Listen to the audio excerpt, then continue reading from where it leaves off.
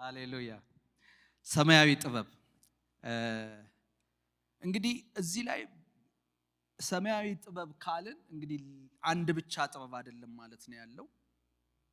የተለያዩ ጥበቦችም እንዳሉ በራሱ በቶፒኩ በአርስቱ መገንዘብ ትችላላችሁ።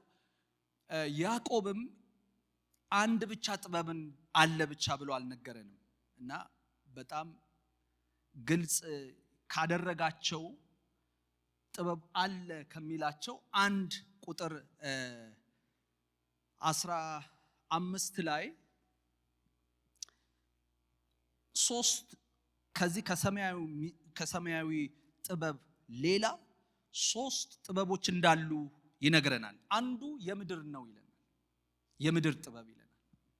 ሁለተኛው የሥጋ ጥበብ ይለናል። ሌላው የአጋንንት ጥበብ፣ አራተኛው ከላይ የሆነ የእግዚአብሔር ጥበብ ወይም ደግሞ ሰማያዊ ጥበብ ነው እያለ ይነግረናል። እና ይሄ የምድር ጥበብ የሚለው ፍጥረታዊ ማንነታችን ናቹራሊ የተቀበልነው ስንፈጠር ሰዎች ሁሉ ጋር የሚገኝ ክፉን ከመልካም የምንለይበት ከእንስሳ ለየት ብለን ከሌሎች ፍጥረቶች ለየት ብለን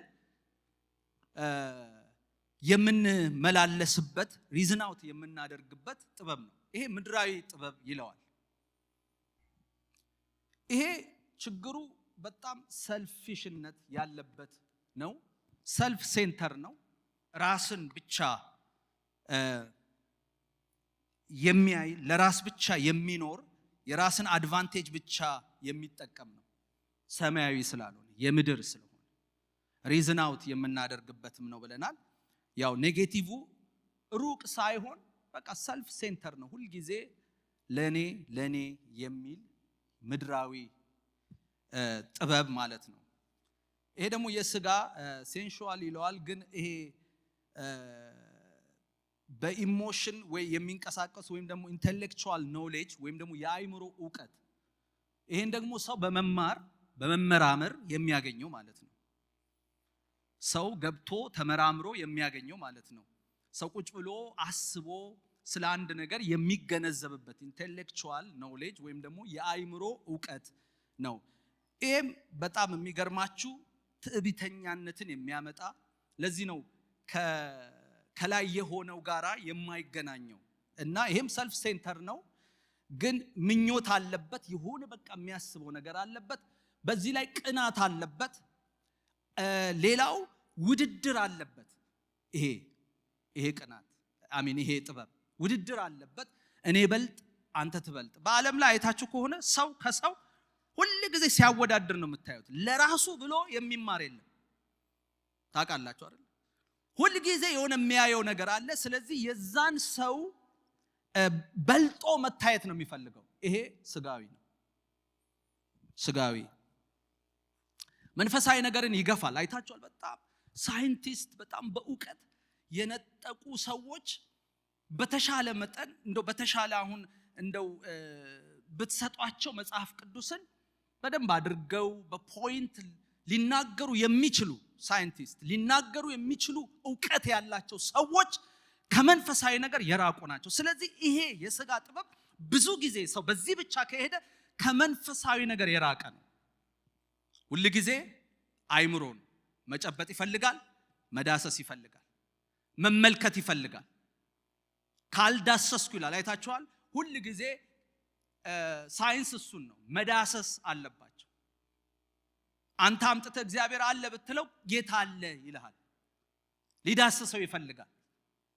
በመንፈስ የሚሆን ነገር ደግሞ ስለሆነ መንፈሳዊ ነገር ሊዳሰስ አይችልም በስጋዊ። ስለዚህ ይተላለፋል እላችሁ ነው። ስጋዊ ነው ይሄ። ሌላው ያጋንንት ነው። ይሄ ምንም ልነግራችሁ አልችልም፣ አያስፈልገኝም። ከጥልቅ የሚወጡ ምክሮች አሉ። ከጥልቅ የሚወጡ ጥበቦች አሉ። ታውቃላችሁ? ዴቪሊሽ የሆኑ ጥበቦች ከጥልቅ ነው የሚወጡት። መናፍስት አቅደው አቀናጅተው ለሰው የሚሰጡት አክቹአሊ በሰው ላይ ነው የሚገለጠው፣ በሰዎች ነው የሚገለጠው። ወዘር ሊያቁት ይችላሉ፣ ላያቁት ይችላሉ። ይሄኛው ጥበብ ሲጠቀሙበት ሊያቁት ይችላሉ። ሊያውቁትም ላያውቁትም ይችላሉ። በግልጥም ቢሆን በስውር ይሄንን ያጋንንትን ጥበብ ሰዎች ሲያደርጉት ታያላችሁ። አንዳንድ ነገር አይደንቃችሁም? ይሄ በፍጹም በስጋ የማይሆን ናቹራሊ ያልሆነ ነገር ግን ከየት የመጣ ነው የምትሉት፣ ሰው እንዴት እንዲህ ሊያደርግ ቻለ የምትሉት ነገር የለም? ሰው ይሄ እንዴት ሊሆን ይችላል የምትሉት ከጥልቅ ነው። ከጥልቅ የሚወጣ ጥበብ ነው።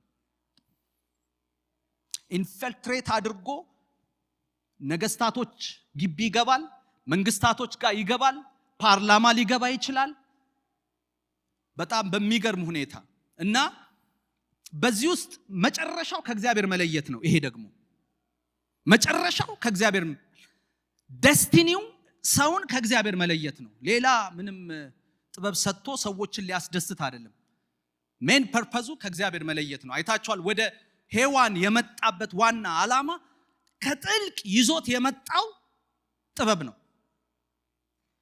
ዘራባት፣ ተቀበለች። the first thing የሆኑት ከእግዚአብሔር ምን አሉ? ተለዩ። ስለዚህ የአጋንንት ጥበብ አለ ማለት ነው። ይሄ መጨረሻው ሞት ነው። ምቀኝነት አለበት፣ ግጭት አለበት፣ መለያየት አለበት። አይታችኋል። ልክ the minute ሔዋንና አዳም ብሌም መደራረግ ተጀመረ። ብሌም አንተነ አንቺ ነሽ መባባል ተጀመረ። እና ገባችሁ? ሌላው እልፍ ሳይሉ ወንድም ወንድሙን ገደለ። ገዳይ ነው ማለቴ ነው። ይሄ የአጋንንት ጥበብ ነፍስን ሁሉ እስከ ማጥፋት የሚደርስ ነው። ነፍሰ ገዳይ ስለሆነ መጨረሻው ነፍስን ማጥፋትና ከእግዚአብሔር መለየት ነው። ምቀኝነት አለበት፣ ግጭት አለበት፣ መለያየት ሰዎችን ይለያያል። ይሄም አለበት። ማሳት፣ ሰዎችን ዲሲቭ ማድረግ ዋናው ፐርፐዙ ነው። ሰዎች በእግዚአብሔር ላይ እንዲነሱ ያደርጋል። ሰዎች በእግዚአብሔር ላይ እንዲነሱ፣ እግዚአብሔርን እንዲቃወሙ፣ በእግዚአብሔር ላይ የስድብ ቃልን ሐሰተኛው ክርስቶስ ሲመጣ 3 ዓመት ተኩል ጨዋ ነው። በቀላል አማርኛ በጣም ጨዋ ነው። ሰላም ያደርጋል ይላል። ዓለም ሁሉ ሰላም ትሆናለች። ነገር ግን በመካከል ላይ ወደ መቅደስ ይገባና the first thing የሚያደርገው ያህዌን መሳደብ ይጀምራል። አፉን ማላቀቅ ይጀምራል። ይሄም የሚገለጠው በሰው ነው፣ ሐሰተኛው ክርስቶስ። ስለዚህ እንዲህ ነው ሰዎች በእግዚአብሔር ላይ የክፉ ቃልን እንዲናገሩ፣ እርግማን እንዲናገሩ፣ ከርስ እንዲያደርጉ እግዚአብሔርን ያደርጋል። ይሄ የአጋንንት ጥበብ ነው። እና ሌላው በጣም የሚገርማችሁ ይሄ በሰው ናቹራል ያልሆኑ ነገሮች ሰዎች እንዲለማመዱ ያደርጋል። ሞራል ዲስኦርደር ያመጣል። ስነ ምግባር ብልሹነትን ያመጣል። ያው እንደምታውቁት ነው። ወንድ አይደለውም ብሎ ሴት አይደለውም ብላ እንድትመላለስ ያለ ኔቸሩ ሰው እንዲመላለስ የሚያደርገው ይሄ ከአጋንንት የሆነ ጥበብ ነው። ከጥልቅ የሚወጣ ጥበብ ነው። ስለዚህ ዝም ብለ ወገኔ እንዳይመስል፣ አንዳንዱ ስሜቴ ምናምን ብሎ እንዳይመስል፣ አንዳንዱ ከጥልቅ ነው። ኢንፊልትሬት አድርጎ ሰዎች ህይወት ውስጥ ይገባል። የሆነ ቆጥረ ስትሄድ ታገኘዋለህ ከየት እንደሆነ። አብሶ እንዲህ አይነት ነገሮች አይ ዶንት ሚን ገባችሁ፣ ሁሉ ነገር ከአጋንንት ነው ብዬ አይደለም፣ ግን ከስጋ አለ፣ ከምድር አለ። ነገር ግን አንዳንዱ ነገር አብሶ ዲፕ የሚሄዱ ነገሮች አሉ። እነሱ ከአጋንንት ናቸው። እግዚአብሔር የተባረከ ይሁን። ጌታ ግን መጥቶልናል፣ ለኛ የጥበብን መንፈስ ሰጥቶናል። እሱም የእግዚአብሔር ጥበብ ነው፣ ከላይ የሆነ ጥበብ። ይሄ ደግሞ በኋላ ስለምንነጋገርበት ብዙ እዚህ ላይ እንትን አለለም። መለኮታዊ ወይም ሱፐርናቹራል ጥበብ ነው። ይሄ በሰማዩ ኢንፍሉዌንስድ መሆን ማለት ነው። በሰማይ ጥበብ መመላለስ ማለት ነው በምድር ላይ። አሜን ነው ወገኖች፣ ክብር ለጌታ ይሁን። ስለዚህ ዛሬ የምንነጋገረው ስለዚህ ጥበብ ነው። ክብር ለኢየሱስ ይሁን። ጥበብ ማለት ምን ማለት ነው? በመጽሐፍ ቅዱሳዊው ወይም ደግሞ በሰማያዊው ዕውቀት። ጥበብ ማለት ዕውቀትን በአግባቡና በትክክለኛው ከሁሉ በላይ በእግዚአብሔር እይታ በማየትና በመጽሐፍ ቅዱስ መርሆች መሰረት አልፎም በመለኮታዊ ተጽዕኖ ሆኖ ምላሽ የመስጠት ብቃት ነው። አሜን ነው። ከኔ ጋር ናችሁ ወገኖች? ዕውቀትን በአግባብ የምንጠቀምበት በትክክለኛው ከሁሉ በላይ ደግሞ እግዚአብሔር በሚያየው እይታ ስለ ሁሉ ነገር በመጽሐፍ ቅዱስ መርሆች ፕሪንሲፕል ሆኖ ነገሮችን የማድረግ ብቃት ማግኘት ነው ጥበብ ማለት። ክብር ለጌታ ይሁን። ያው እንደምታውቁት ብዙ ዕውቀት የበዛበት አስተያየት ኢንፎርሜሽን ጊዜ ላይ ነው ያለነው። ሰዎች በዕውቀትና በኢንፎርሜሽን የተሞሉበት ነገር ግን ጥበብ የጎደለበት ዘመን ነው። በእውነት ነው የምላችሁ። ይኸው ቻሌንጅ ዶኛለሁ። እኔ በጣም ሳጠና ስለ ጥበብ በጣም ቻሌንጅ ዶኛለሁ። ጌታ ሆይ አልኩኝ። የሆነ እድሜን ቆጠርኩና ከዚህ በኋላ የቀረኝን እድሜ አባቴ ሆይ አሁን በገባኝ ዕውቀት ልኖር ብያለሁ። በጌታ ፊት ነው የምነግራችሁ። እንዴ አልኩኝ ወገኖቼ። በጣም በጣም በጣም አስፈላጊ የሆነ ነገር ነው ሰማያዊ ጥበብ። የሚገርመው ጥበብም ዳር ቆማ የጥበብ ያለ ትላለች። የጥበብ ያለ እያለች ነው። ፈልጉኝ ትላለች፣ ጥሩኝ ትላለች። በጣም መጽሐፍ ቅዱስ ኢንከሬጅ የሚያደርገው ሰዎች በጥበብ እንዲሞሉ ነው። ስለዚህ ዕውቀት በራሱ መጨረሻ አይደለም ማለት ነው። አሜን ነው። የእግዚአብሔር ቃል ዕውቀት በራሱ መጨረሻ አይደለም።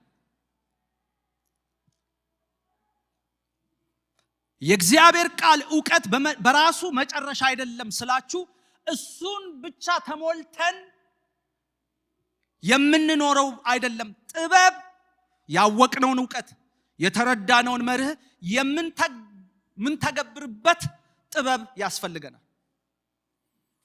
አይ ቢሊቭ ብዙዎቻችን አንዳንዶች ልንኖር እንችላለን። ብዙዎች ግን በጣም የሚገርማችሁ ዕውቀት ላይ ብቻ ቆመናል። we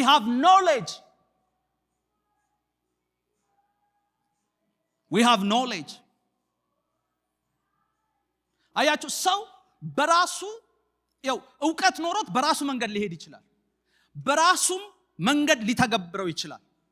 ሰማያዊዋ ጥበብ ግን ኢንፍሉዌንስ ስለሚደረግ ቅድም እንዳልኳችሁ በመለኮታዊው በእግዚአብሔር ተጽዕኖ ውስጥ ስላለ ኢየሱስም የጥበብ መንፈስ ተሞልቶ ነበር ይላል አይደል?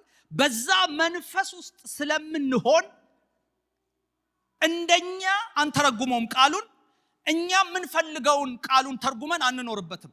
ምክንያቱም ሰማያዊ ጥበብ በሕይወታችን ስላለ። ዕውቀት ብቻ መጨረሻ አይደለም ልላችሁ ነው። እንዳንሳሳት። ይሄ የመጨረሻ ዳኛችን ነው። አንዳንዴ ቃሉ ገባችሁ ቆርጠው ያወጡታል። ይሄ መጨረሻው ዳኛችን ነው። ቅድም ያልኩት በራሱ የመጨረሻ አይደለም ያልኩት ዕውቀትን ይዘን ብንቆም ማለት ነው። አሜን። አዎ።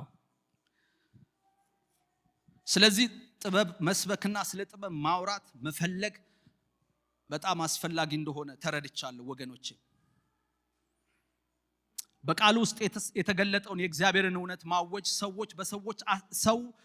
ሰዎች በአስተሳሰብ ወይም በዓለም በሰይጣን ወይም ደግሞ በሰው ራሱ አመለካከት ሳይሆን በመለኮታዊ አኗኗር እንዲኖሩ እንዲንቀሳቀሱ ጥበብ መስበክ ስለ ጥበብ ማውራት አስፈላጊ እንደሆነ ተረድቻለሁ።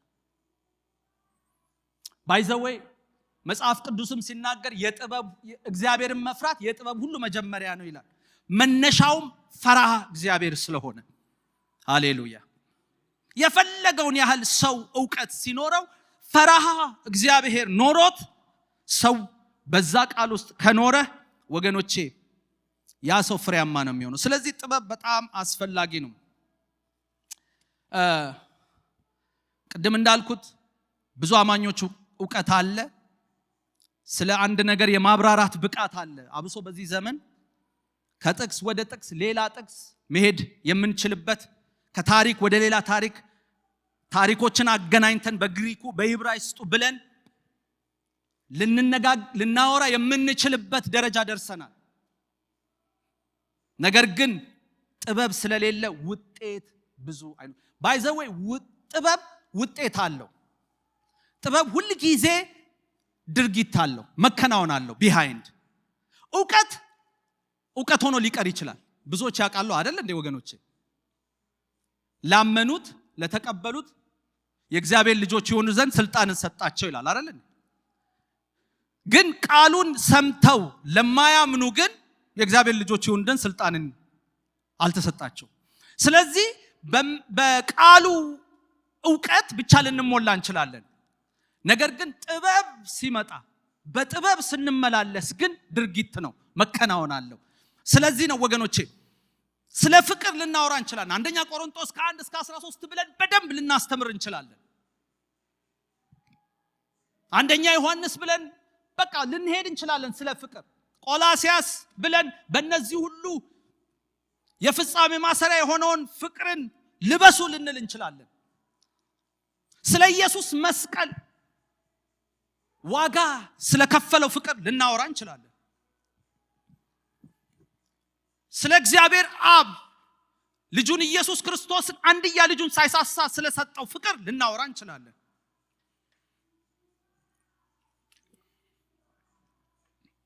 ይሄ ሁሉ ዕውቀት ኖሮን አውርተን አንተ ግን የፍቅር ሰው ካልሆንክ ሃይ ገባችሁ?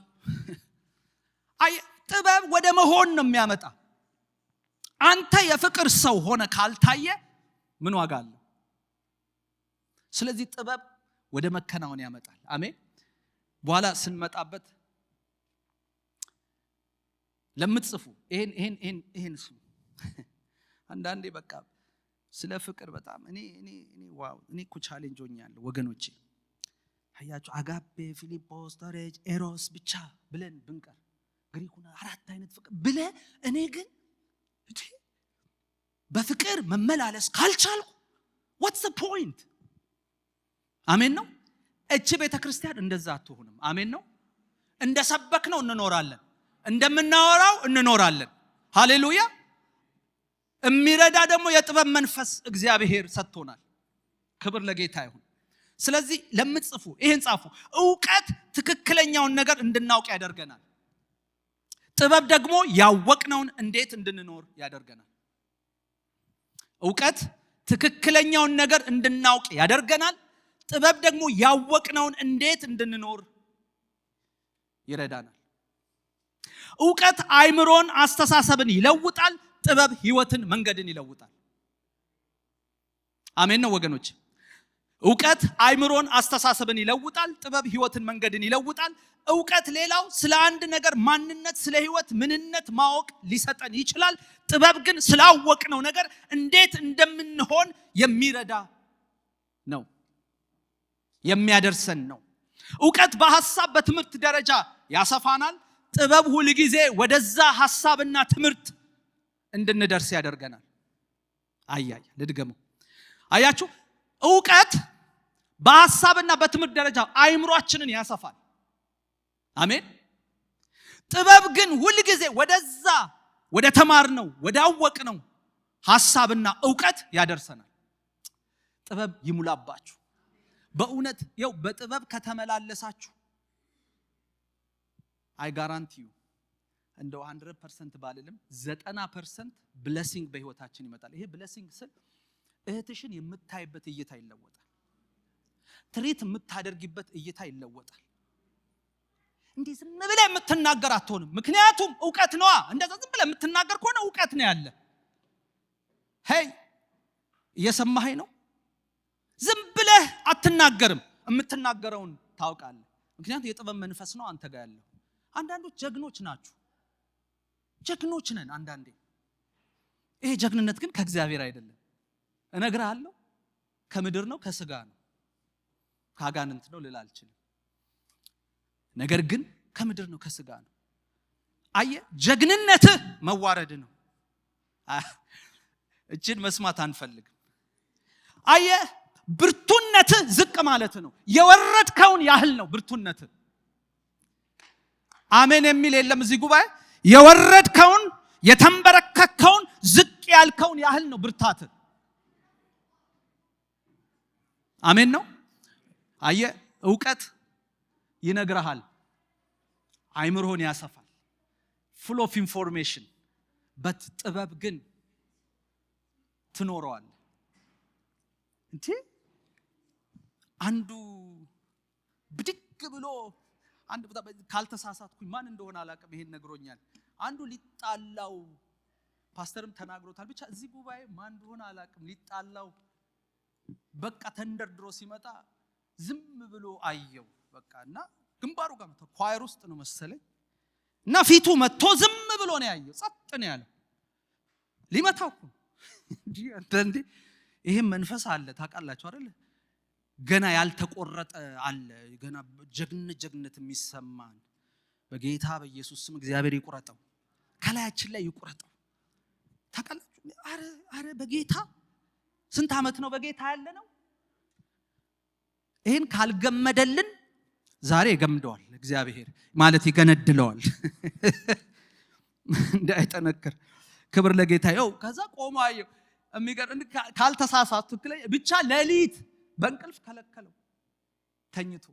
ይሄ ፊቱ ጋር ሄዶ የቆመ እና ከዛ መጥቶ ይቅርታ ነገር በጣም እኮ እንትን ያልከኝ ያጸጥ ብለ ያየኸኝ። አየህ ጥበብ የተሞላ ሰው ዝም ብሎ ያሸንፋል፣ ጸጥ ብሎ ያሸንፋል፣ ይረታል፣ ዝቅ ብሎ ይረታል።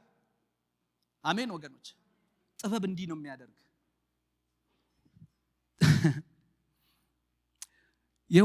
ዕውቀት የቤተ ክርስቲያን አባል ሊያደርግህ ይችላል። የቤተ ክርስቲያን አባል ሊያደርግህ ይችላል ዕውቀት። ጥበብ ግን መንፈሳዊ ጥበብ ግን ወገኔ ሃሌሉያ መንፈሳዊ ሰው ያደርጋል። ቸርች ኖረ አልኖረ፣ ቤትህ ሆነ፣ ስራ ቦታ፣ መንገድ ላይ ሆነ፣ ባስ ላይ ሆነ፣ እየነዳ ሆነ፣ የትም ቦታ ላይ መንፈሳዊ ሰው ነህ። ዕውቀት እኛም የምንጠይቀው እኮ ዕውቀት ነው። ተጠምቀሃል ህይወት አንጠይቅም እኮ ታውቃላችሁ አይደል? ምን እናደርግ በቃ እሱ አይደለም ጌታ ነው የሚያውቀው። እኛ ምንድነው የምንጠይቀው? አሁን አዳዲስ የመጣው አሉ አይደል? ቸርች ትሄዱ ነበር? አዎ። ታገለግሉ ነበር? አዎ። እስቲ ምንድነው ተጠምቃችኋል? አዎ። እንዴት ነው? አዎ። ባለፈው ስንፈትናት ነበር አንደታችን እስቲ መዝሙር ዘምሪ፣ ከዘመረች አቃ ገባ። ህይወት ግን ጌታ ነው የሚያውቀው። ህይወት ጌታ ነው የሚያውቀው። እነግርሃለሁ የው ልንገር፣ ዕውቀት አባል ያደርጋል የቤተ ክርስቲያን። ነገር ግን መንፈሳዊ ጥበብ መንፈሳዊ ሰው ያደርጋል። ሃሌሉያ። እንዴት እንድትመላለስ ይነግርሃል። ሃሌሉያ። ክብር ለጌታ ይሁን። ጥበብ ትታያለች። ይኸውላችሁ ዕውቀት ዝም ብሎ ላይታይ ይችላል። ጥበብ ግን ትታያለች፣ ስትገለጥ ትታያለች። ሙሴ እንደዚህ አለ። ዘዳግም 4:5-6 ላይ እኔ አነበዋለሁ። ምን ይላል? እናንተ ገብታችሁ በምትወርሷት ምድር ውስጥ እንዲህ ታደርጉ ዘንድ አምላኬ እግዚአብሔር እንዳዘዘኝ ሥርዓትንና ፍርድን አስተማርኳችሁ፣ ጠብቋት አድርጓትም። ይህችን ሥርዓት ሁሉ ሰምተው በእውነት ይሄ ሕዝብ ታላቅ ሕዝብ ጠቢብና አስተዋይ ሕዝብ ነው በሚሉ በአሕዛብ ፊት ጥበበኞችና ማስተዋላችሁ ይህ ነው። እኔ አስተማርኳችሁ አላቸው ሙሴ። ይሄን ሁሉ ዘመን ነገርኳችሁ የእግዚአብሔርን ቃል። እግዚአብሔር ከሰማይ የነገረኝን ቃል ሁሉ ነገርኳችሁ። ይሄ በእውቀታችሁ አለ። ነገር ግን የሚታየው በምትገቡባት ምድር ጎረቤቶቻችሁ እንዲያዩአችሁ ይሄን ህይወት ኑሩት። ጥበብ ነው የሚታየው። ጥበብ ይገልጣል። አስተዋይነታችሁ የሚገለጠው ስትኖሩት ነው አለ። ሃሌሉያ። ስለዚህ ጥበብ የሚታይ ነገር ነው፣ የሚደበቅ አይደለም። ሃሌሉያ። ክብር ለጌታ ይሁን።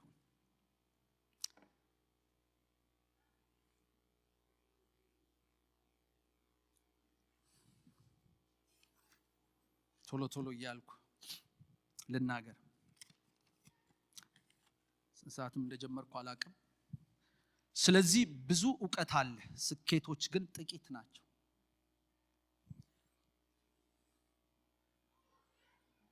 መከናወናችንን እስቲ ተመልከቱ፣ ያለንን ፍሬዎች ተመልከቱ። ይሄ ከዕውቀታችን ጋር ሲታይ ዕውቀት ይመዝናል። አይታችሁ በጣም ብዙ ዕውቀት አለ። what about result? ፍሬስ ምን ያህል ነው ፍሬያችን?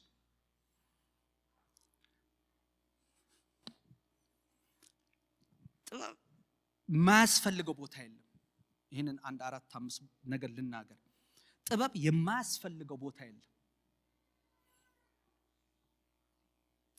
ለዚህ ነው ቅድም ያልኩት ጥበብ ምን ይላል ምሳሌ ላይ ሰለሞን ሲነገር፣ ጥበብ በጎዳና ትጮኻለች ይላል፣ በአደባባይ ድምጿን ከፍ ታደርጋለች። አረ አስገቡኝ ትላለች፣ አረ ውሰዱኝ ትላለች።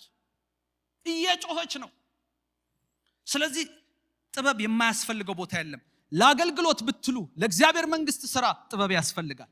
ኢየሱስን ስትመለከቱ መጽሐፍ ቅዱስ ሲናገር እንደዚህ ይላል ሉቃስ 2:52 ኢየሱስ ደግሞ በጥበብና በቁመት በሞገስም በእግዚአብሔርና በሰው ፊት ያድግ ነበር። የመጀመሪያ የተጠቀሰለት ስለ ኢየሱስ ጥበብ ነው። ጥበብ ተሞልቶ ነበር ኢየሱስ። ኢየሱስ ዕውቀት አለው። ነገር ግን ኢየሱስ ካስፈለገው ጥበብ እንዴት እኛ ያስፈልገን? ምን እንደሚናገር ያውቅ ነበር። ምን እንደሚያወራ ያውቅ ነበር። ምን እንደሚያደርግ ያውቅ ነበር። ሃሌሉያ። ስለዚህ ወገኖቼ ለአገልግሎትም ለእግዚአብሔር መንግስት ስራ ጥበብ ያስፈልጋል።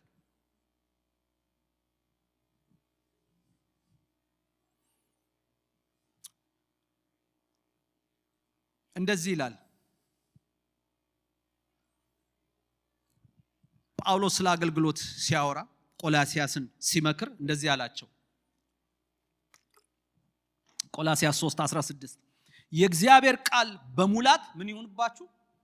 ይኑርባችሁ። እችን ነው ብዙ ጊዜ የምንጠቅሰው። በቃ የሚገርም ነው። እኔም ይሄን ኢንክሉድድ ሚ ግን በጥበብ ሁሉ እርስ በርሳችሁ አስተምሩና ገስጹ። አወኩኝ ብለህ ሞላብኝ ብለህ ልፈነዳ ነው ብለህ አትገልጠውም ማለት ነው። ቅድም ያልኩ ለዚህ ነው ለአገልግሎት በጣም ኢሴንሻል። ቃሉ እውነት ነው። በሙላት ምን ይኑርባችሁ? ከዛ ሂዱ አላላቸውም። ይሄን ቃል በጥበብ ሁሉ እርስ በርሳችሁ አስተምሩና ገስጹ። በመዝሙርና አያችሁ በመዝሙርና በዝማሬ ቅኔ በጸጋ በልባችሁ ለእግዚአብሔር ዘምሩ። በምን? በጥበብ ተሞሉ። ቃሉ ይሙላባችሁ። ነገር ግን ቃሉን እንድትኖሩት፣ ቃሉን ስታስተምሩ፣ ቃሉን ስትናገሩ፣ ቃሉን ስትኖሩ ግን በጥበብ ይሁን። ለዚህ ነው እርስ በርሳችሁ ባይዘው ይሄ እኮ ሲናገር እዚህ ላይ ቆሞ የማስተማር ብቻ አይደለም። 1-to-1 ሊሆን ይችላል፣ ግሩፕ ላይ ሊሆን ይችላል፣ የተለያዩ የቤተ ክርስቲያን አገልግሎት ክፍሎች ላይ ሊሆን ይችላል። 1-to-1 ሰው ሊሆን ይችላል። እና ተነስተ ዝም ብለህ አንድን ሰውን ገስጻለው ቃሉን ስለምታውቅ አበላሸ ብለህ ሄደ አትነቀው። ጥበብ ተሞላ። አሜን ነው ያስፈልገናል ማለት ነው። እስጢፋኖስ በጣም የሚገርመው ነገር ያ ሁሉ የእግዚአብሔር ጸጋ የተገለጠበት ይሄ የእግዚአብሔር ሰው ጸጋንና ኃይልን ተሞልቶ በሕዝብ መካከል ድንቅ ታላቅ ምልክት ያደርግ ነበር። የነፃ ወጪዎች ከተባለችው ምኩራብ ከቄሮናና ከእስክንድሮም ሰዎች ከእስያም ከነበሩት አንዳንዶች ተነስተው እስጢፋኖስን ይከራከሩት ነበር ይላል።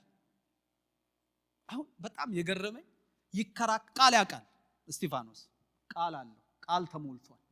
ነገር ግን የገረመኝ ነገር ይናገርበት የነበረውን የጥበብን መንፈስ ይቃወሙ ዘንድ አልቻሉም። ያው አሁን ቃሉን ብቻ አይደለም ይናገርበት የነበረውን የጥበብን መንፈስ ሊቋቋሙ አልቻሉም። ሲሞላብ የጥበብ መንፈስ ማንም አይቋቋምህም። ቃል ብቻ ስላወቅ ቃሉን ዝም ብለህ መናገር ሳይሆን በጥበብ ስትናገረው ግን የሚቋቋምህ የለም። ሊትራሊ የሚናገረው የሚናገርበትን የጥበብን መንፈስ ሊቋቋሙት አልቻሉም። ያደርጋል። የሚመጣውን የሚወረወረውን ነገር ይመታባቸው፣ ሐሳባቸው ውስጥ ይገባል። ይሄ ጥበብ እንዴት ፔኔትሬት እንደሚያደርግ ልነግራችሁ አልችልም። ሃሌሉያ! እግዚአብሔር ይሙላን፣ እንደዚህ ጌታ ይሙላን። ሃሌሉያ! ብዙ አገልግሎቶች ዕውቀት፣ ግባት፣ ጸጋ ስለጎደለ አይደለም። ይሄን ስሙ። ብዙ አገልግሎቶች ዕውቀት ስለሌለ አይደለም። ግባት ለዛ ነገር ታቶ አይደለም። ጸጋ ጎሎ አይደለም። ነገር ግን ፍሬያማ ያልሆነው አንዱ ትልቁ ብዬ የምለው ጥበብ ስለጎደለ ነው። ጥበብ የብዙ አገልጋዮች ብዙ ኢምፓክት አለማድረግ ውጤት ጥበብ እንጂ ዕውቀት ስለታጣ አይደለም። ያመጡትም ደግሞ የጀመሩት በጥበብ ሆኖ ነገር ግን ከዛ በኋላ ኔግሊጌት በማድረግ የወጣ ነገር ሲወርድ ታያላችሁ። ብዙ አይታችኋል። ይቅርታ ይሄን ስናገር ብዙ አገልጋዮች ወጡ ሄዱ ስንል የሚሉት ለምንድን ነው? እነግራለሁ። አንዱ ጥበብ ነው። በጥበብ እንዴት አገልግሎትን መያዝ አለማወቅ፣ በጥበብ በጊዜው ያለውን ነገር በእግዚአብሔር ጥበብ አለመምራት፣ በእግዚአብሔር መንፈስ ሆኖ አለመቀጠል፣ በዚህ በጀመሩት የጥበብ መንፈስ አለመቀጠል የወጣው ሲወርድ ታያላችሁ። ሪላክስ ማድረግ ይጀምራል። ከዛ ሲል አይ ብሎ ጃኬት ማውለቅ ይጀምራል። እኔ እኮ ልንገር ማን እንደሆንኩኝ ማለት ይጀምራል።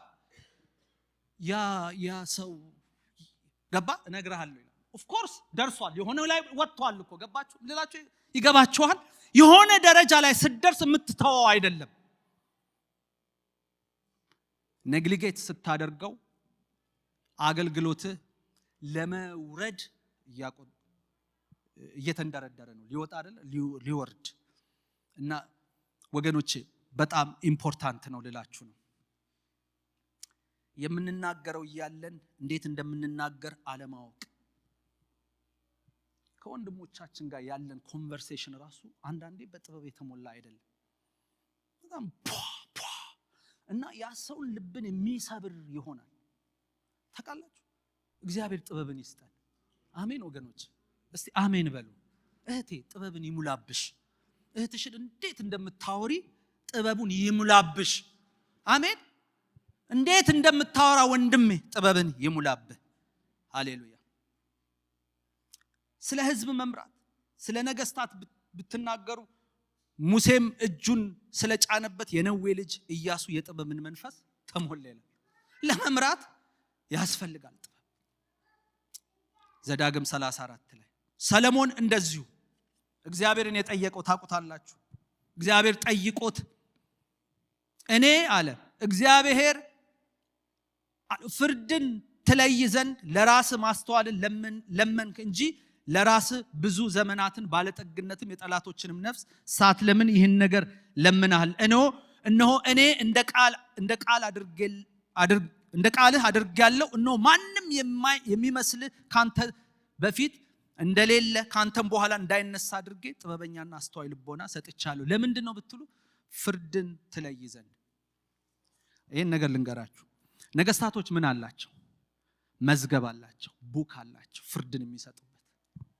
ዝም ብለህ ቁጭ ብለህ እንዳትፈርድ፣ ዝም ብለህ ስለምታውቅ ብቻ እንዳትፈርድ እኔ ጥበብን እሰጥሃለሁ። ያንንም ደግሞ ኢሚዲየትሊ ወዲያው ሁለቱ ሴቶች መጥተው ፍርድን የሰጠበትን እዛ ላይ ታያላችሁ። ምን ያህል ጥበብ እንደሰጠ አየህ። መጽሐፍ ላይ ስላለ ብቻ ጠቅሶ አይደለም። ይሄን ነው የምላችሁ። መጽሐፍ ቅዱስ ስላወቃችሁ ብቻ ከሰዎች ጋር ኢቭን በድካም የተገኙ ሰዎች ጋር እንዴት እንደምታወሩ ማወቅ አለባችሁ። አሜን ነው ወገኖች። ወድቀዋል፣ ደክመዋል። እንዴት እንደምታነሱ የጥበብን መንፈስ ይስጣችሁ እንጂ እላያቸው ላይ እንደገና ሌላ ነገር መከመር ጥሩ አይደለም። አሜን ነው። ኢየሱስ ጌታ ነው። ስለዚህ ለአገልግሎት ለመምራት ትልልቅ ፕሮጀክቶች ታውቃላችሁ። በጣም የሚደንቅ ፕሮጀክት ዮሴፍ ለፈርዖን ሰጥቶት ነበር። አሜን። በህልሙ ከታየው የተነሳ እና በጣም የሚገርም ነው። እና እግዚአብሔር የተባረከውን ለመምራት እግዚአብሔር በዚህ ይርዳን። ፈርዖን ሎሌዎችን እንዲህ አላቸው፣ በእውኑ የእግዚአብሔር መንፈስ ያለበትን እንደዚህ ያለ ሰው እናገኛለን? ፈርዖንም ዮሴፍን አለው፣ እንዳንተ ያለ ብልህ ወይም ደግሞ ዋይዝ ይለዋል። የለም ዋይዝ ነህ። በጣም የሚገርም ነው። እና ፕሮጀክቶች፣ የተለያዩ ድርጅቶች ውስጥ፣ የተለያዩ ቢዝነሶች ውስጥ ጥበብ ያስፈልጋል። ሰማያዊ ጥበብ። አሜን ነው። እንዴት እንደሚታደግ ታውቃላችሁ? ሊወድቅ ያለን ፈርዖንን ባይዘዌ ወርቅ ብር አለው ፈርዖን። ለዚህ ነው መጽሐፍ ቅዱስ ከቀይ ዕንቁ ከወርቅ ሁሉ ትበልጣለች ይላል ጥበብ። ፈርዖን ባይዘዌ ሲሞቱ ከነ ወርቃቸው ነው የሚቀበሩት። ወርቅ ችግር አልነበረባቸው። ሊመጣ ያለው ረሃብ ወርቅ አያድነው፣ ነገር ግን ጥበብ አዳነ። አሜን ወገኖች። ጥበበኝ መንፈሳዊ ጥበብን ስንሞላ የተለያዩ የምንሰራባቸው መስሪያ ቤቶችን ማዳን እንችላለን። ቢዝነሶችን ማዳን እንችላለን። የመንግስትን ኢኮኖሚ ማዳን እንችላለን። ኢየሱስ ጌታ ነው። እኛ ወይስ እዚህ ጋር ነን ሀድሌ ላይ? ከዛም ያለፈ ነገር አለን። እግዚአብሔር የተባረከ ይሁን። አሜን ነው ወገኖች። ኢየሱስ ጌታ ነው። ጠልቆ ይገባል። ቤተሰብ ውስጥ ይገባል። ቤተሰብ ውስጥ እንዴት መኖር እንዳለብን ያስተምረናል። ምክንያቱም መጽሐፍ ቅዱስ ሲናገር ቤት በጥበብ ይሰራል በማስተዋልም ይጸናል ነው የሚለው። በእውቀት ከከበረውና ካማረው ሀብት ሁሉ ጓዳዎች ይሞላሉ። ምሳሌ 24:3 አየ ቤት የሚሰራው በጥበብ ነው። እንዴት እንደምንመላለስ ልናውቅ ያስፈልጋል። አሜን ነው። ባል ከሚስት፣ ሚስት ከባል ጋራ፣ ከልጆች ጋራ። ስለዚህ ቤተሰብ ውስጥም ይገባል። ኢየሱስ ጌታ ነው። አንዳንዴ ትዳር ስጠኝ ተብሎ ተጸልዮ ግን ጥበብ ስለሚጎድል ሐዘን ስብራት ሲሆን ታያላችሁ። አማኝ ስለሆንን ብቻ ደግሞ ትዳራችን አስተማማኝ ነው ማለት የተሳሳተ ነው ወገኖቼ። ብዙ ጥበብና ማስተዋል ግን ካለበት አስተማማኝ ነው። ኢየሱስ ጌታ ነው።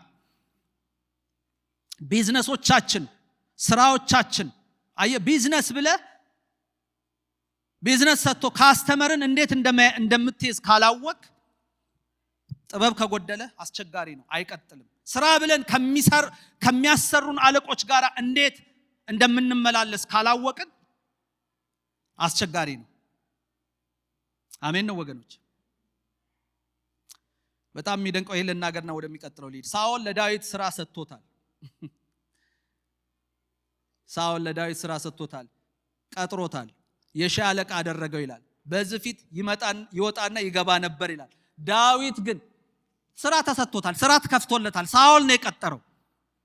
የምን አለቃ አድርጎታል? የሺህ አለቃ አድርጎታል። ባካሄዱ ሁሉ ግን አስተውሎ ያደርግ ነበር። ዋይዝሊ በተቀጠርንበት ቦታ፣ በስራችን ቦታ ይሄ ጥበብ፣ የእግዚአብሔር ጥበብ ያስፈልገናል። ክብር ለጌታ ይሁን። አሜን ወገኖች። ፈውስ፣ ተአምር፣ ድንቅ የፈውስ ያለ በእምነት ብዙ ተአምራትን እንጠይቃለን።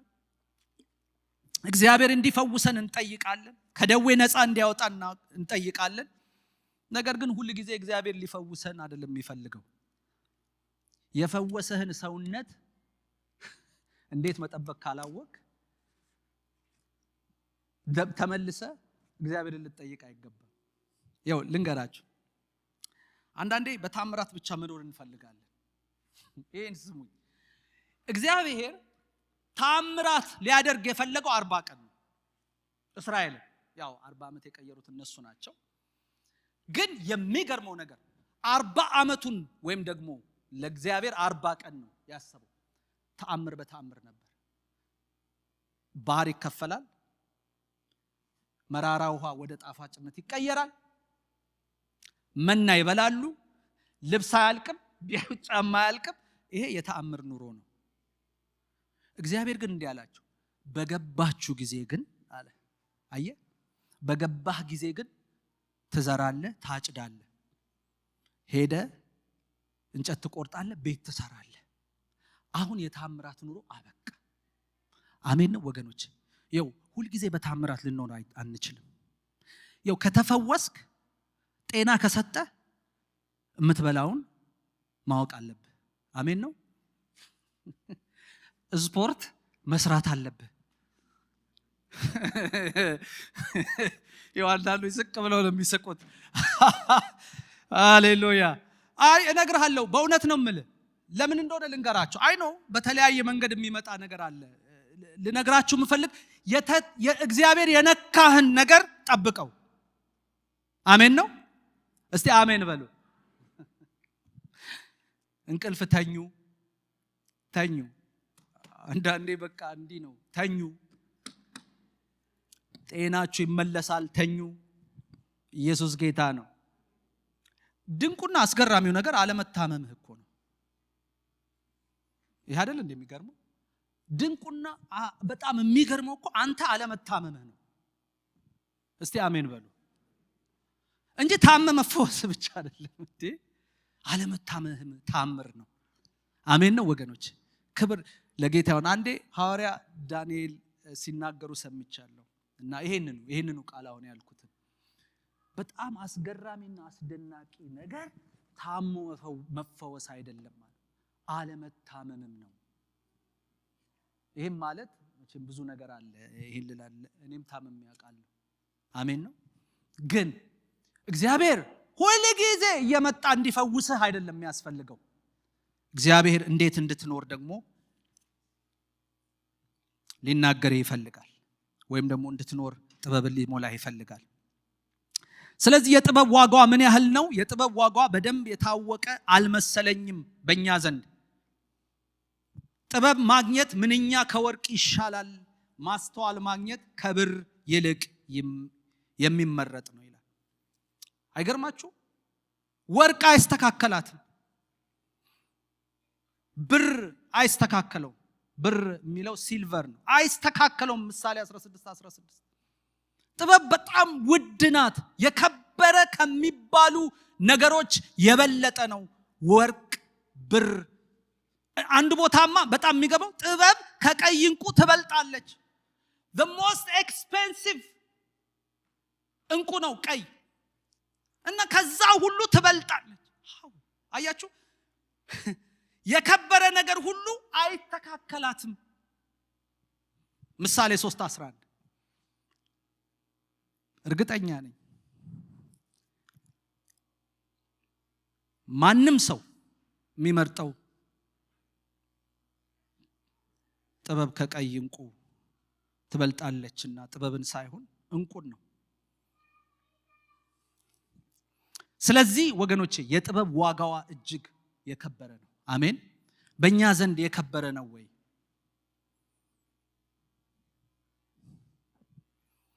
ጥበብን የሚያገኝ ሰው ምስጉን ነው። ማስተዋልንም ገንዘቡ የሚያደርግ በወርቅና በብር ከመነገድ ይልቅ በእርሷ መነገድ ይሻላልና። ዋው! ዊዝደም መጽሐፍ ቅዱስ የሚነግረን በወርቅ በብር ከመነገድ ይልቅ በእርሷ መነገድ ይሻላል። ከቀይ እንቁም ትከብራለች፣ የተከበረም ነገር ሁሉ አይስተካከላትም። ከቀይ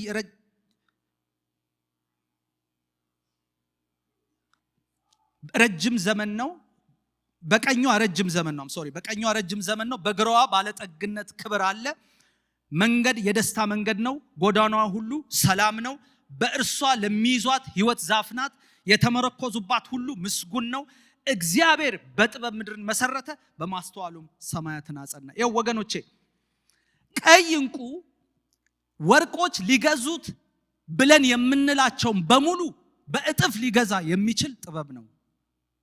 ስለዚህ ይበልጣል ነው የሚለን። ሰላማችን በጥበብ ሊገኝ ይችላል። በረከት በጥበብ ሊገኝ ይችላል። ባለጠግነት፣ ረጅም ዘመን በጥበብ ሊገኝ ይችላል።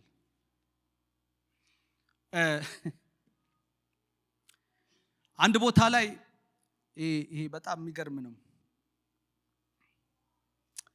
አንድ ቦታ ላይ አንድ ሰው እንደዚህ ያለ ሲናገር ከአንድ ሰው ጋር በመንገድ ላይ ተገናኘናል። ያው እቺ ረጅም እድሜ የምታጠግብ እንደሆነች ልነግራችሁ ነው።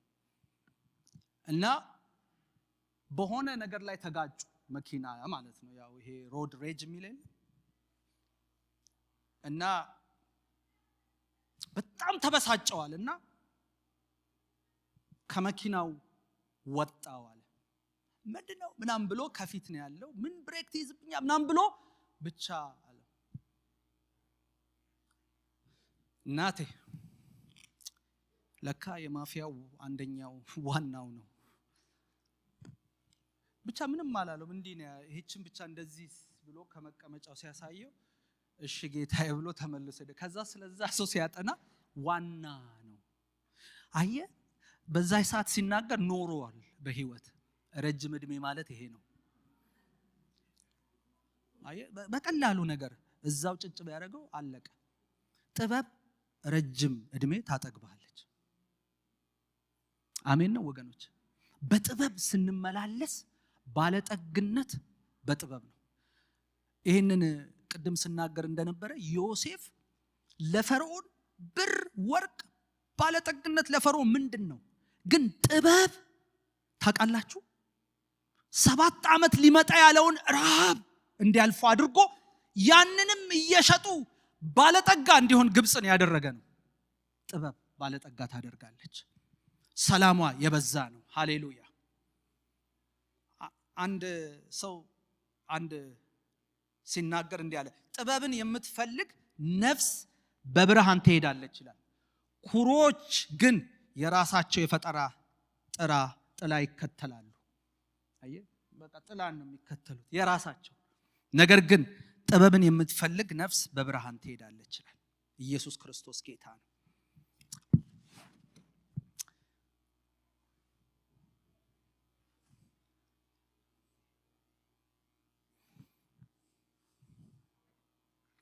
ጥበብ ባለጠጋ ታደርጋለች። ኢየሱስ ክርስቶስ ጌታ ነው።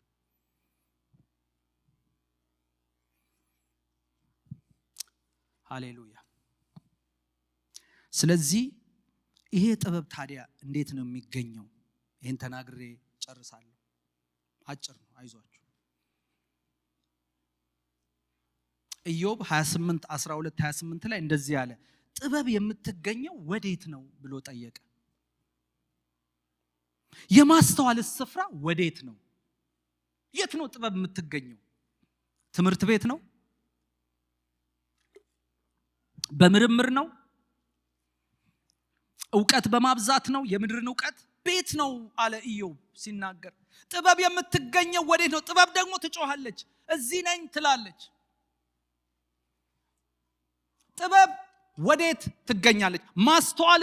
የማስተዋልስ ስፍራ የት ነው? አንደኛ ጥበብ የሚገኘው በመፈለግ ነው።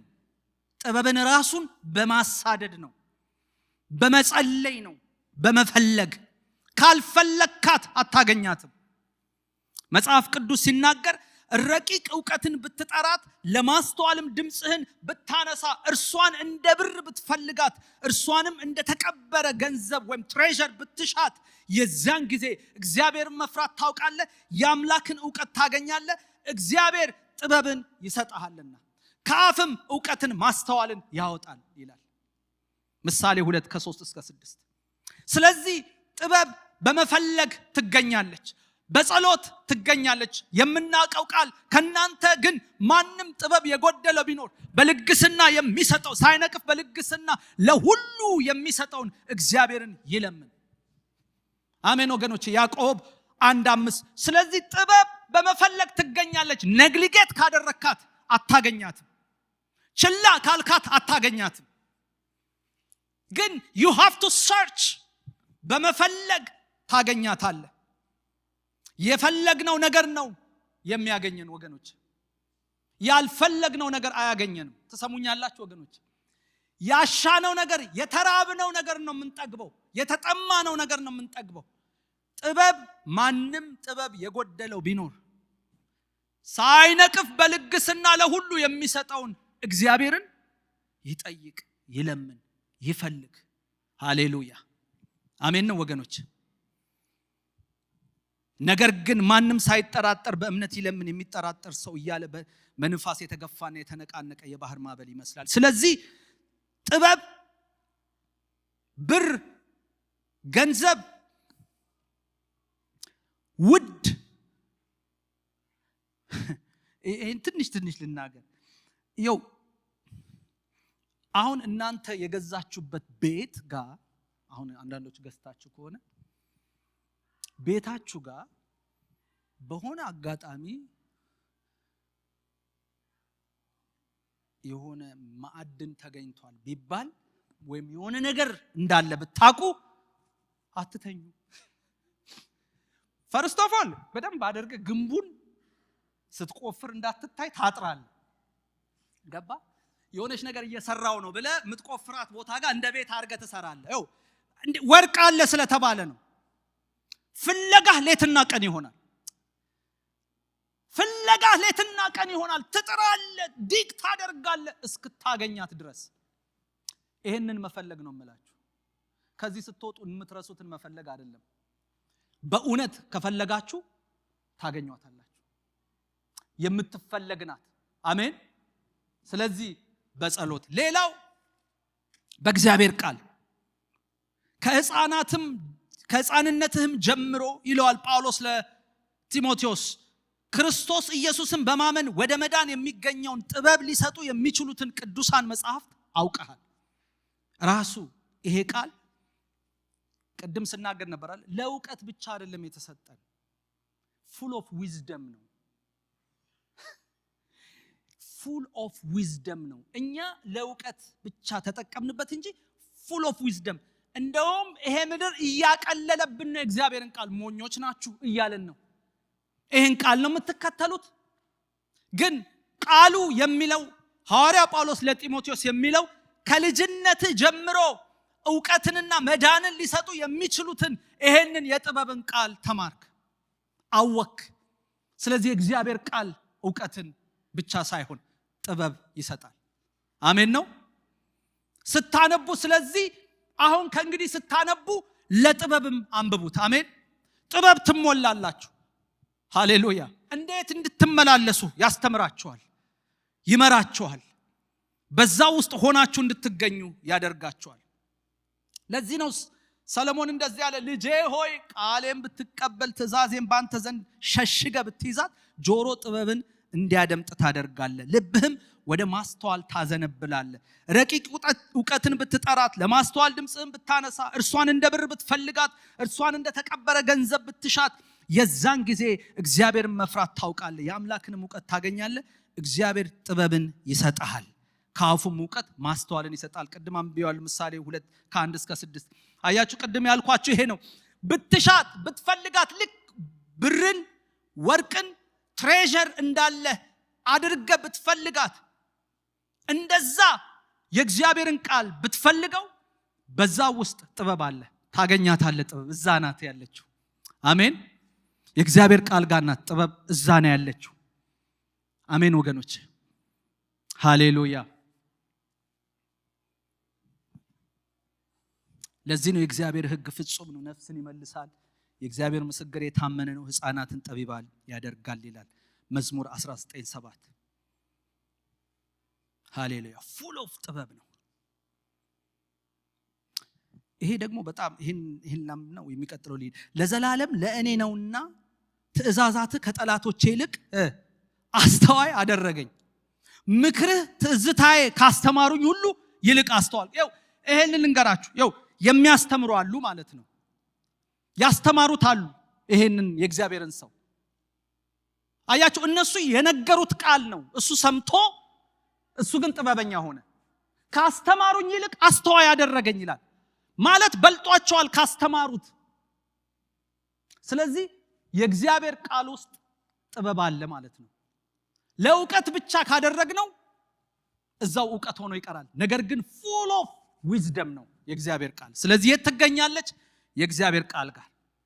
መዝሙር 119:98-100 ነው። ትእዛዛትን ፈልጌያለሁ፣ ከሽማግሌዎች ይልቅ አስተዋልኩ።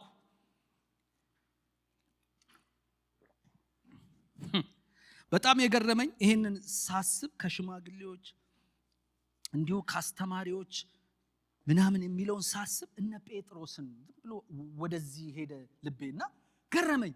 ታውቃላችሁ እነ ጴጥሮስ አሳ አጥማጆች ናቸው። ከኢየሱስ እግር ስር ነው ቁጭ ብለው የተማሩት 3 ዓመት። ነገር ግን ወገኖቼ እነዚህ አለቆች የተባሉ ሽማግሌዎች የተባሉ ጻፎች፣ ሊቀ ካህናት ስፔሲፊክሊ እንደውም ሐናም ቀያፋም ብሎ ተናግሯል። እነዚህ ሁሉ የነ እስክንድሮስ የሊቀ ካህናቶች ዘመዶች ባሉበት ቦታ እነ ጴጥሮስ ይናገሩ ነበር።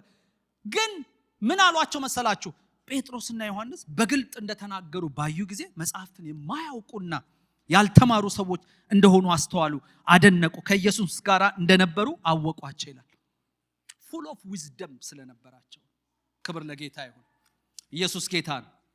ሌላ በብዙ ምክር ወገኖቼ፣ ምክርን የማትሰሙ ሰዎች፣ ምክርን የማንሰማ ከሆነ ወገኖቼ ጥበብ ልንሞላ አንችልም። ምክርን ስማ፣ ተግሳስም ተቀበል፣ በፍጻሜ ምን ትሆናለህ? ጠቢብ ትሆናለህ። ካውንስል ያስፈልጋል። ወዳጆች ሲመክሯችሁ፣ እህቶች፣ ወንድሞች፣ አገልጋዮች አብሶ ሲመክሯችሁ ስንመካከር መስማት መቻል አለብን። በምክር ውስጥ ጠቢብ ወይም ደግሞ ጥበብ ትለቀቃለች። አሜን አሜን ነው ወገኖች። ሰውኛ ምክር አላልኩም፣ መንፈሳዊ ሰው የሚመክርህን ምክር። አሜን። ክብር ለጌታ ይሁን። ደስ ይለኛል አንዳንድ ሰዎች ምክር ቃል ብቻ አይደለም፣ በእውነት በእግዚአብሔር ፊት ነው የምላችሁ። አንዳንድ ሰዎች ምክር መንፈስም አለበት።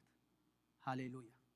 ምክንያቱም ያገኛል፣ ውስጥን ለንስሐ ሲወስድ ታያለ፣ ስትመለስ ታያለ እና አይለቅህም የሚነግሩ። ኢየሱስ ጌታ ነው። ሌላው ኢምፓርቴሽን ነው። ይሄ ደግሞ የእግዚአብሔር ሰዎች ስፔሲፊክሊ መምረጥ አለብህ። ዝም ብለህ እጅን እንዳታስጭን ሰዎቹ፣ ምክንያቱም የሚተላለፍ ነገር አለ። አሜን ነው። ይሄ ቃል በራሱ ይናገራል። ምን ይላል? ሙሴም እጁን ስለጫነበት የነዌ ልጅ ኢያሱ የጥበብ መንፈስ ተሞላ። ዝም ብለህ እጅን አታስጭን። ሰው ሁሉ ሊጫንብህ ሲል አታስጭን። you have to know impartation ስላለ እጄን በመጫን ባንተ ያለውን የእግዚአብሔርን ጸጋ አቀጣጥላለሁ፣ አነሳሳለሁ። አየ እጅ በመጣን ኢምፓርቴሽን አለ፣ የሚተላለፍ ነገር አለ። ቃሉ ደስ ስለሚል ነው በእንግሊዘኛው ኢምፓርቴሽን፣ መተላለፍ፣ የሚተላለፍ የሚያልፍ ነገር አለ ወገን።